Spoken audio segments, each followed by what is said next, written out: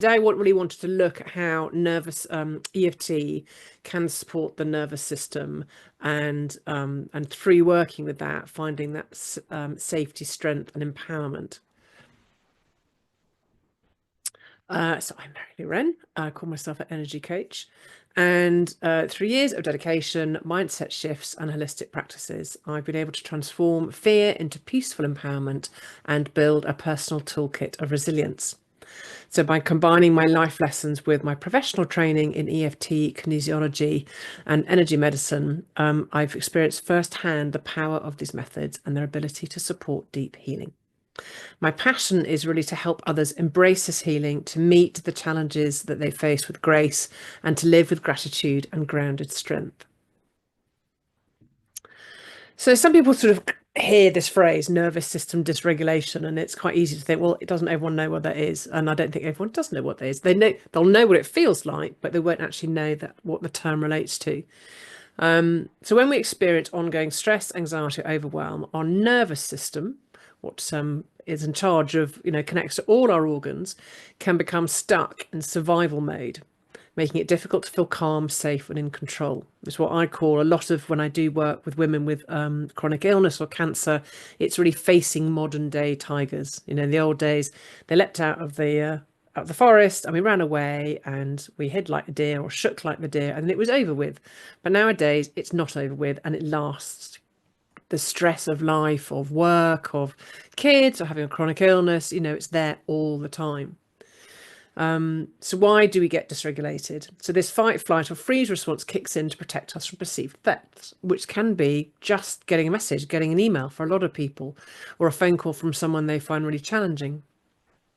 And the amygdala, which is our fear center in our brain, becomes overactive, keeping us in this stress response. And the vagus nerve, which is the longest nerve in the body, and again comes all the way through and attaches to most organs, if not all, when it helps us to regulate calm, struggles to restore its balance. So what does this look like in your everyday person? So emotionally, if you're dysregulated, it can feel like you're constantly on edge or anxious or overwhelmed. You could be quite reactive. You could have sudden mood swings or irritability or emotional outbursts. And it's difficulty in concentrating or feeling mentally foggy.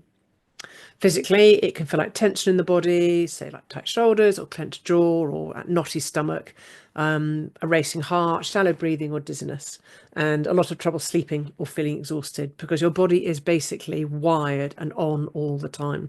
It doesn't know how to switch off.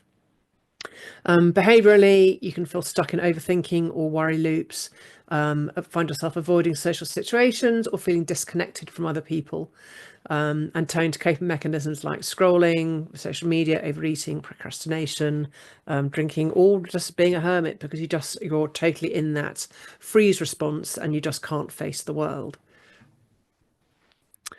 So what can EFT help with within this?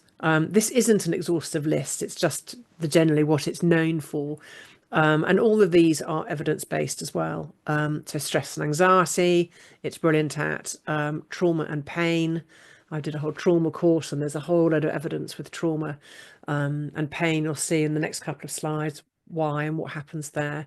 All those self-limiting beliefs, I'm not good enough, I'm not clever enough, I'm not this enough, all those things that then create that imposter syndrome and stop you moving forward. That insecurity and self-esteem. PTSD, it's again very evidence of PTSD and really impactful. Depression, disruptive behavior, it's great working with kids. Performance issues, again, that imposter syndrome and not being able to show up. Previously to working with chronic illness, I was working with holistic entrepreneurs who were just setting out, who'd come from corporate, retrained, and then wanted to go forward. And so much of it was like, I can't, I don't want to be visible. I want to do the work, but the whole stepping up into being a holistic therapist was a whole load of procrastination, imposter syndrome. So all those things, those limiting beliefs that really, really stop us sort of stepping into our power. And also fantastic for fears and phobias. I have got a couple of people on flights, on holiday, through dealing with that, or spiders or anything like that. It's really, really good for turning that the brain around and how it thinks. And what's really good is with the EFT, it can deal with where you are right now. I don't want to, I've got this interview now and I can't deal with it, or I've got an interview in a month. So you're preparing you for future events, but also for exploring the past emotions. Because EFT stands out by addressing the emotional roots behind the physical symptoms and limitations. I will say that it's a physical manifestation of an emotional state. It's our body talking to us. All the things, all those tweaks and groans are actually based on emotions. The unresolved emotions, which can manifest as pain, stress, or self-doubt, which then disrupt our energy flow and leaving us stuck. So EFT helps to release this by calming the energy system while focusing on emotions, freeing us from the weight of the past. And the result is a relief in your body, peace in your mind, and freedom to move forward. So how does it actually work? So rooted in the ancient wisdom of acupuncture, emotional freedom technique uses simple tapping on key points. And by tapping it, it gently restores balance to your energy system. No needles required. And these actions calm the amygdala, which is the brain's alarm system, and helps guide the body out of this fight, flight, freeze and reset the nervous system to a state of peace, empowering us to reprogram our brain and body to respond differently to stress and challenges. Often when I'm doing a session, if I did one the other day, she had it was a cancer patient, and we were dealing with a past appointment with one of her surgeons, which she still felt a lot of shock and triggering over. So we did the work and we explored it, how it felt. And then always afterwards, I will test it. And I go, well, we're not thinking of that, doctor. How does your body feel now? Because previously it was, I did a post on it. She felt like she had this heavy, cold sort of porridge in her stomach, and her whole body was kind of lots more. So you test it. Not wanting her to go, oh, that porridge is still there. She went, yeah, no, it's fine. I can see he was doing his job, and she could totally reframe it in her mind how, and it was very different from how she'd originally perceived it. And often people, when you tap on situations, they'll go, yeah, I don't know why I was making such a fuss about it. It's fine. So it's very quick to do that. And actually, there's a thing called apex effect in EFT. People will go, yeah, no, it's fine. And they won't give EFT the credit because they can't relate at all to how they were originally feeling. So it's very interesting to see it play out in a session. And it also helps us to release physical pain, emotional overwhelm, and the limiting beliefs that are holding us back. Simple, effective way to reconnect your inner calm and resilience. So a lot of people really like to see the evidence behind EFT. There are about over 600 holistic therapies that aren't evidence-based at all, but the people that set it up, it was really important, especially a lady called Peter Stapleton, who works tirelessly on all these trials and people all around the world to find evidence for it. So it's had over 400 peer-reviewed studies and 99 random controlled trials. And in 99% of these studies indicates the effectiveness of EFT. And a lot of the evidence shows that EFT compared to other things like EMDR or CBT or talk therapy actually needs half the time to actually have effect, and the effects last because they test it at 3 months, 6 months and 12 months. So it's not like a well, it'll be fine, but I have to do it again in 6 months. It's not. Once it's gone, it's gone. So again, it's measured against EMDR, CBT, and it comes second in results, especially dealing with trauma, to EMDR. And in the 13,000 studies, they were looking at 122 conditions, and 117 of these conditions improved, which I just think is awesome. And energy psychology, of which EFT is part of, is in the top 10% published research for psychotherapy. So it is very, very evidenced.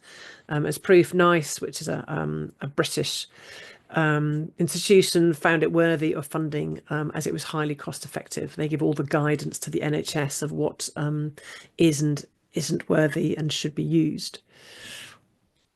So again, this is all quite sciencey, taken from the Journal of Energy Psychology. These are the evidence, some of the evidence outcomes of using EFT.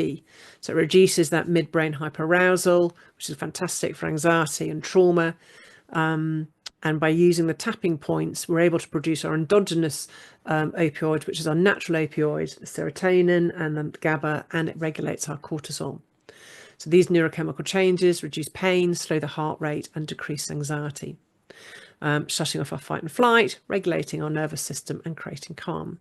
This relaxation response reciprocally inhibits anxiety and creates a rapid desensitization to trauma, which is why it's really great for PTSD. So let's look at meridians, which are the pathways to healing, which are part of tapping. They've been the cornerstone of traditional Chinese medicine for over 2,000 years. Although invisible to the naked eye, modern technology has validated their existence, mapping them through electronic, thermal and radioactive methods. See, 5,000 years ago, the Chinese knew that, but we know science, it likes to prove everything. But it couldn't for a long time. And one man found it, I think, in the 60s, but no one could recreate his work. They visited again in early 2000, but finally, in about 2021, I think it was, they caught up and went, oh yeah, these things exist. But they had to reframe them, rename them with the premovascular system. And it's showing that tapping on these acupoints stimulates the connective tissue. And the action creates then an electrical signal, which is carried by collagen. So, and what's great about that is the signal is not lost. It doesn't weaken. It's the same strength when it reaches the brain, and which helps to restore the balance and support healing. So these are the points that we tap on, which are the end of these meridians. So I will show you when we tap in a minute, but we always start on the side of the hand, what we call the karate chop point. It's a bit soft, a couple of fingers, and we say a cess-up statement, even though I have this feeling about this issue and I'm feeling it in this part of my body. So that can be, we can do that once or twice. So that's the longest statement that we make. And then we go through, we tap on the top of the head, and I'm using 2 fingers, and it's a bit like if you're just tapping on a table lightly and making a little noise. It doesn't have to be hard, but not so soft that you can barely hear it. It's the kinetic energy that does it.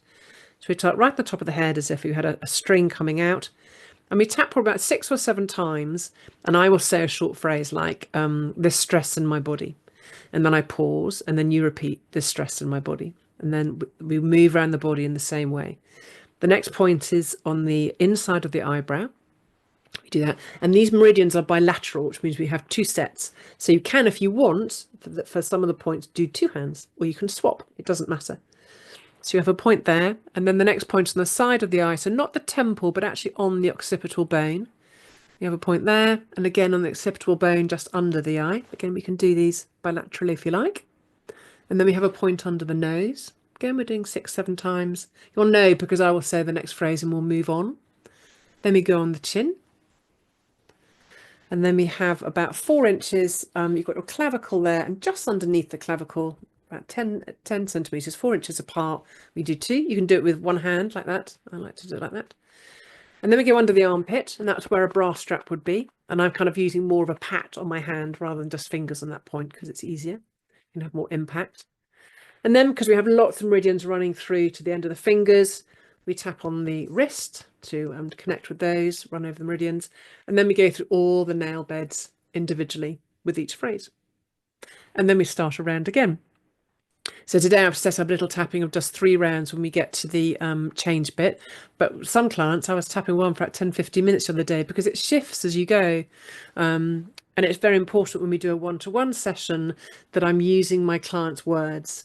It's I could say, well, everyone gets stressed and they get tension in their neck or they get a pressure on their heart, but it's not the same for everyone. So it's very important when we do a one-to-one session that it's specifically for them. And if you look online, you'll see there are lots of tapping scripts available from Nick Ortner, and they're great and they work, but they're quite generic. So what is so effective about it, and that's more tapping. What's effective about EFT is I'm using your experience, your words, whether you're feeling it lightly or heavily, or it's a tightness or it's a band. So it's very, very specific. And then when we are tapping and we're doing these rounds, we know when we're shifting because your body might suddenly feel warm or feel cold. Burping is very common, or yawning. That's all we call a shift. You can cry. That's often the case, especially when it's emotional. We're doing deep work. So anything like that is fine. That is the body, that energy coming back into balance. So you'll see the example. I'll show you after this. So again, if you're part of my tapping tree, you would have seen a post on this of trying to go, well, I don't know what to tap on. I've got this situation and I know I feel, triggered by it, but I don't know how to break it down. So by using the tapping tree is a really useful way of doing that. So we look at the beliefs, which represent the roots of the tree, is what actually is the belief after this event. So let's say you were bullied by a teacher or you were mocked in front of the class. The belief could be, well, I'm just not clever enough, or no one likes me. The event in the trunk could again be specifically actually that one lesson. I've done that with one client. She came from America, I think, to England and had to do a science project. And she vividly remembers standing in front of the class and not doing it right or as they expected and being laughed at. And, 15 years later, it was still affecting her. So those memories are like gold dust in EFT. It really gets right to the nub of it. We often talk about the limiting belief being like a tabletop, but it's supported by legs of memories and events. And often we only need one memory to bring out one leg to tip the whole thing. We don't have to visit every single time that you felt stupid or you were mocked or you were bullied, for example. Again, the branches would represent the emotions that would come, whether that be shame or guilt or hurt or anger. And the symptoms of that could be it could be psoriasis, it could be stomach ache, it could be again being agitated or stressed or not being able to sleep. So all of those are elements, what we call aspects, that we can tap on. Even though when I think of standing on a stage, I feel all this shame in my body and I see it as a red rash on my chest. You pick out all those little nuggets and you're talking to the body going, I see you. I see that you're reflecting this shame or this embarrassment or this hurt or this anger in this way. So the more we can tap into how the body's reflecting, the more the body goes, okay, I can stand down. Because don't forget, more often than not, it's in that fight and flight. And that's a very primitive way of doing it. And it's having to say to the body, thank you. I know why you're doing this, because at one stage in my life, this was frightening or challenging or triggering. So you try to keep me safe then, but the body keeps doing it. So it's saying to the body, it's okay. I've got this. You don't have to do it anymore. I'm safe now. So we had that conversation with the body. You'll see in our tapping. Another way, if you're not quite sure, is like, I know I have this being on stage, but I don't know why. I struggle in this thing, in this circumstance. It's often we'll ask in EFTs, when did you have this feeling before? So they go, well, I remember having it at school, or I remember I had a boss who used to treat me in this way, without quite realizing that that was kind of the trigger point. So it's useful to ask ourselves these questions. Well, when did it happen? Who was involved? Was it one person? Was it a group? And where did I feel that physically or emotionally? Because often we'll be triggered, say, by a boss who's speaking down to us, and he's just probably just being of an arse. But why do I find that so triggering? And then it's like, but I remember Mr. Smith in my physics class used to treat me the same way, and he'd do it in front of the whole class. So it's trying to attach that thread, those memories, to the initial event. So these specifics that we can help to shine a spotlight on the issue, helping you to rewire your brain's response with precision and clarity. And also our body is awesome.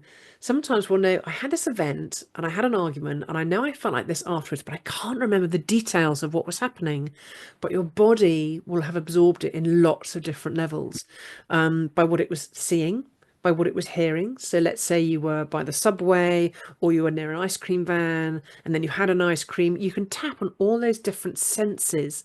So even though when I think of ice cream, even though when I hear the subway or I smell this food, and those are aspects of the event. So the body, even if you don't get to the nub of it, the body will use those aspects to go, but I remember. You may not remember, but I remember through all these senses, what I was wearing, what I was touching, that noise of the whistling of the train.